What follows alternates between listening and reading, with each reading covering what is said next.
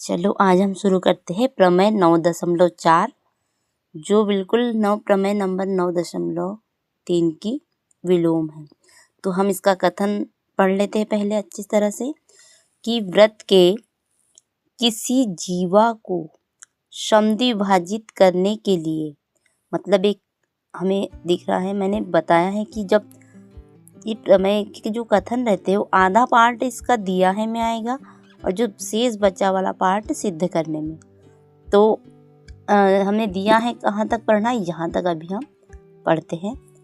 तो ये वाला पार्ट दिया है में हम लिखेंगे।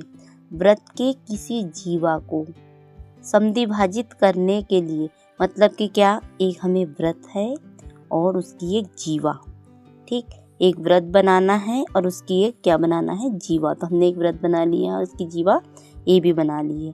अब इसको समद्विभाजित करने के लिए, मतलब कि ये जो जीवा है इसको दो बराबर भागों में बांटने के लिए एक रेखा खींची जाए, केंद्र से एक रेखा खींची जाए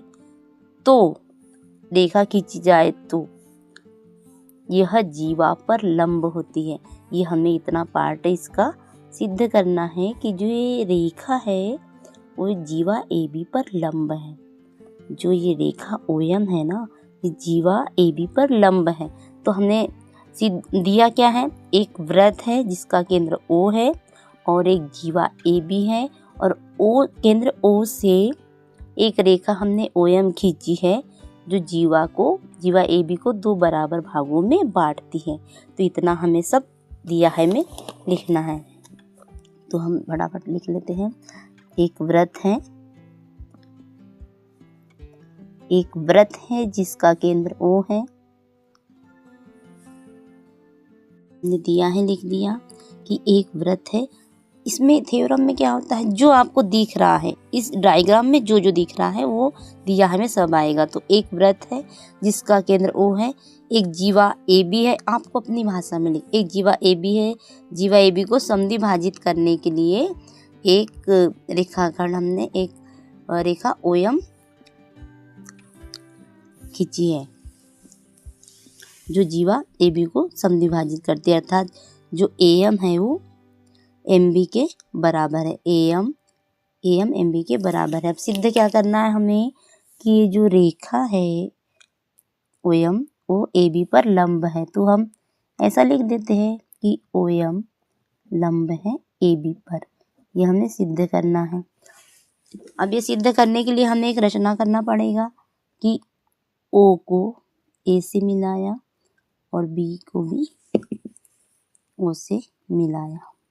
ये हमने रचना कर दी। तो यहाँ पे रचना में हम लिख देते हैं।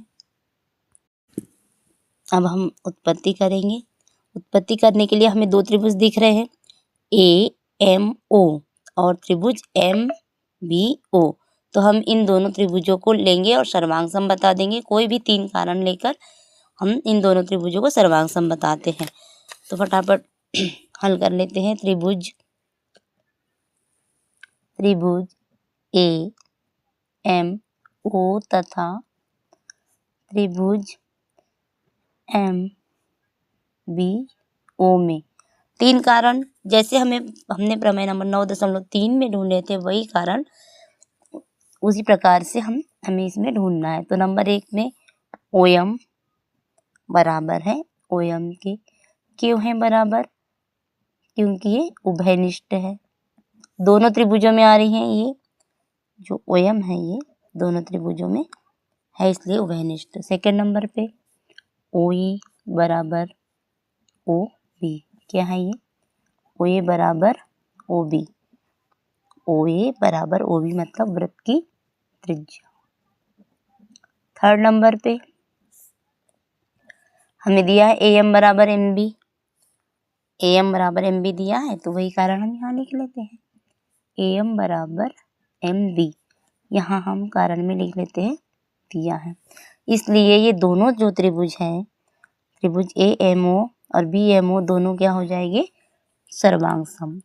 इसलिए त्रिभुज ए एम ओ तथा